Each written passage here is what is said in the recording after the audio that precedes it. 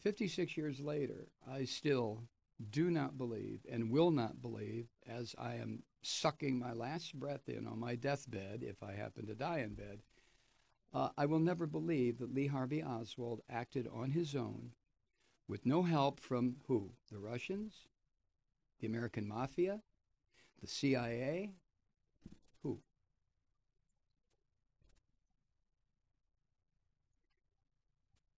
But I will never accept the idea that Lee Harvey Oswald, this half-witted idiot, who was able to gain marksman status in the military. Shit, I had marksman status from being in the Boy Scouts. That he was able to get off 3 shots. Yada, yada, yada. You know the story. So knowing that today was the anniversary, happens every year at this time, I just did a Google search. Kennedy assassination anniversary. And the only thing that popped up was a piece from a website called Irish Central. No Washington Post, no New York Times, no LA Times, no Miami Herald, no Chicago Tribune. Now, maybe buried in those newspapers there are stories, but I printed off the piece from Irish Central, which I'm going to share with you here in a second. But then I started thinking about what has been going on in this country since this gangster son of a bitch, Trump, and his crime family took over.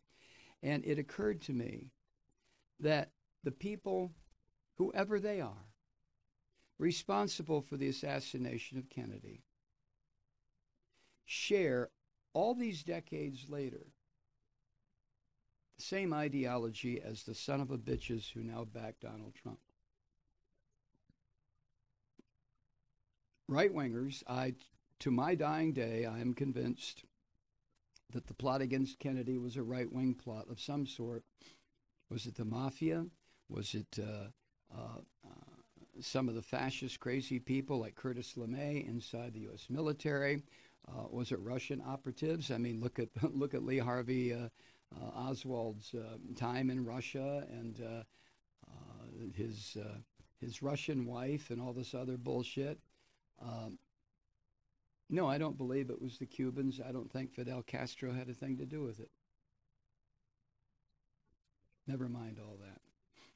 But it occurred to me that the people today, and we saw them on television yesterday, people like Jim Jordan and Devin Nunes, they are the two that stand out the most to me because they are the most radical, fucked up people I have ever seen in the U.S. Congress. But they share the same ideology that the people, the group, the organization, whatever it was, that assassinated John Kennedy. I believe that. I believe that with everything in me. Just like I believe with everything in me that the assassination of Kennedy was not carried out by Lee Harvey Oswald. Sorry. I'm not a big subscriber to conspiracy theories, but I don't think that one is a conspiracy theory. And if you remember, I think it was back in the 90s, was it the 90s or the 80s? There was a congressional hearing to try to settle for once and for all if the lone gunman was, in fact, the theory, idea, belief that everybody had settled on. And if you remember, with a forensic investigation that wasn't available for the Warren Commission after Kennedy was assassinated, the determination was made that there was more than one shooter. And then it was dropped.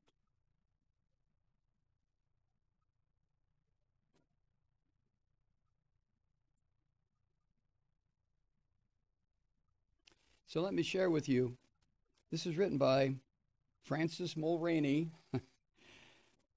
at Irish Central. On this, the anniversary of his death, we look back at a video created by JFK's daughter Caroline and his grandchildren in 2017, which marked the 100th anniversary of his birth.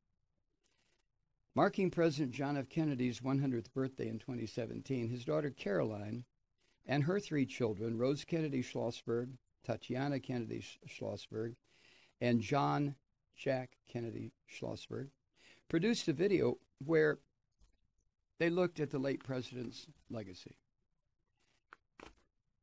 Caroline, the only surviving child of President Kennedy and his wife Jackie, said, quote, "I thought about him and missed him every day of my life." Continuing the quote, "Growing up without him was made easier by all the people who kept him in their hearts, who told me that he inspired them to work and fight and believe in a better world, to give something back to this country that has given so much to so many." End quote. She is an attorney and a former U.S. ambassador to Japan. The attorney and diplomat also recalled lovely stories from the short years she had with her father, hiding beneath his desk in the Oval Office and having him play tricks on her while on vacation. Caroline continued, quote, "As my father said in his inaugural address, quote, this work will not be finished in our lifetime. It's up to us to continue to pass these values on to our children and grandchildren," end quote, Jack Kennedy. JFK, the 35th President of the United States, was 46 years old when he was assassinated in Dallas. He never met his grandchildren, but as part of his centennial celebration, his descendants spoke about the massive influence his legacy has played in their lives and how he inspires them. Tatiana Kennedy Schlossberg said, quote, "One of the defining relationships of my life is with someone I've never met, my grandfather, President John Kennedy. But while my grandfather had reverence for the past and the lessons it could impart, he also knew that America was a country where change was possible, that we weren't bound solely by tradition if we understand the past with which we are breaking," end quote. Tatiana's older sister, Rose, who bears a strong resemblance to her grandmother, Jackie Kennedy, also spoke about how she feels inspired by her grandfather's determination to change America. Rose said, quote, "I hope everyone, regardless of age or party, will remember what President Kennedy told America decades ago.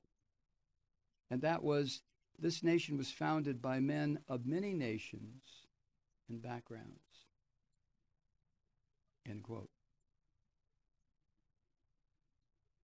Rose goes on, quote, "It was founded on the principle that all men are created equal and the rights of every man are diminished once the rights of one man are threatened." And of course, you can substitute the word person. The youngest grandchild of JFK, whose name is Jack Kennedy Schlossberg, followed his sisters, highlighting in particular how climate change is an issue he felt John Kennedy would take head on. This young man said, quote, "My generation will inherit a complicated world with countless unsolved problems. Climate change is just one of them." He, JFK, recognized that only if America leads the world in solving global problems can we make sure that it's done right, end quote. And let me add that I feel that's not because there is some distinct character aspect of Americans that makes us better than the rest of the world. It's because we are the rest of the world. This is the United States of America. Every single person except the native people, those who were enslaved and brought here against their will, those who came as immigrants, those who came as indentured servants, those who came of their own free will, like Fiona Hill yesterday in her testimony.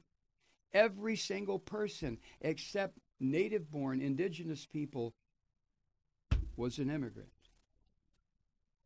or has an immigrant in our backgrounds. My grandparents, that's how close. My maternal grandparents made the trip and came from Italy.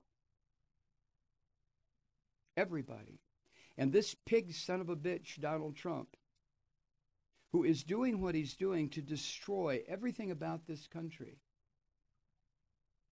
is the worst that America could possibly produce. The worst. He's worse than any gangster, any mass killer,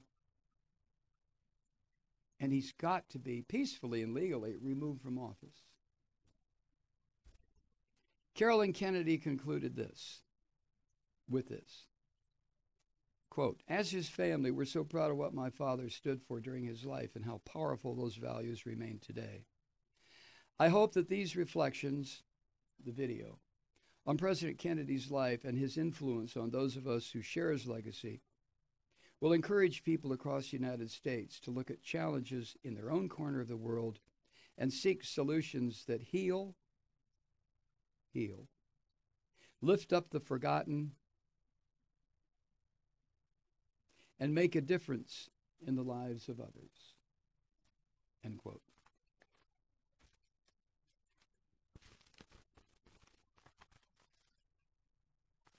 You know, I've sometimes thought, as I've watched the political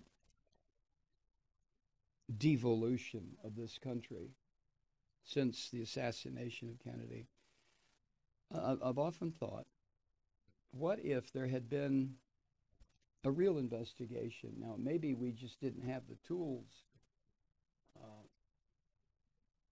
available at the time, the scientific tools or the investigative tools, to track down the killer of a president of the United States, but it was in the plot that resulted in his death. But it just seems to me that the death of a president would have motivated every single law enforcement agency on the planet that were ours. I don't mean somebody in Uzbekistan who would give a shit about the death of our president, but that the investigation that was needed to find the plot, the plotters, the people involved, was never effected. And because it was never put into place, that sort of a investigation, this is just me thinking, me dealing with this for almost 6 decades, that the people who did engineer and organize this assassination of John Kennedy, they left a legacy, a parallel legacy to that of Kennedy's, and their legacy is you can get away in this country with anything, up to and including the death of a president, the assassination, I should say, of a president. Hi, Truth Seekers. Mike Malloy here. As you know, we've switched formats and are now broadcast exclusively on the Progressive Voices Network.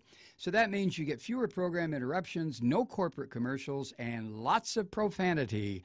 But our format change also means some of our radio listeners no longer hear the program. It's been a while since I mentioned our podcasts, so you may have forgotten that there is a way to listen to this program anytime you need a good dose of screaming. Visit MikeMalloy.com and subscribe to our podcasts. You have your choice. You can listen to the ranting with the audio podcast or listen and watch me lose control with a video podcast subscription. As a podcast subscriber, you can download the program to your mobile device and take me with you wherever you go. And if you have a friend who needs a dose of truth-seeking, you can give a gift subscription as well. That's MikeMalloy.com, and never miss a minute of the uncensored fun and frivolity.